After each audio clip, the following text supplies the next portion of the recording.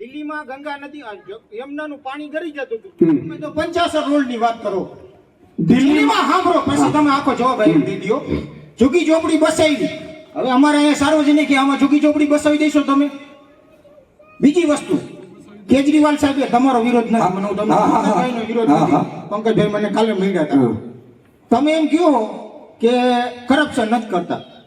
12 મહિના જેલ મારીએ રાજીનામું ન દઈ દેવું પડે. નહીં, તમારા પૂરા પ્રશ્નો નથી ધણી વગરનું કામ રાખ્યું તમે. દિલ્હી આપણું રાજધાની એને ધણી વગરનું કરી નાખ્યું તમે. બોલો એ તમારું નામ ખાલી બોલી દો. મારું નામ ભલે ભાઈ મારી આમ ભાઈ ઓય સાંભળો એ ભાઈ સાંભળો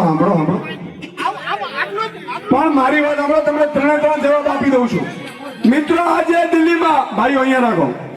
મિત્રો આજે દિલ્હીમાં હાઈકોર્ટે દિલ્હીની કોર્ટે ચુકાદો આપ્યો છે. સાંભળો મારી વાત.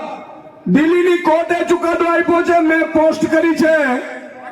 દિલ્હીમાં જે વ્યક્તિને 2.5 વર્ષ જેલમાં નાખ્યા હતા એ વ્યક્તિને સત્યેન્દ્ર જૈનને સાંભળો, સત્યેન્દ્ર જૈનની કોર્ટે નિર્દોષ જાહેર કર્યો છે. એકવાર તાળીઓથી વધારો સાહેબ.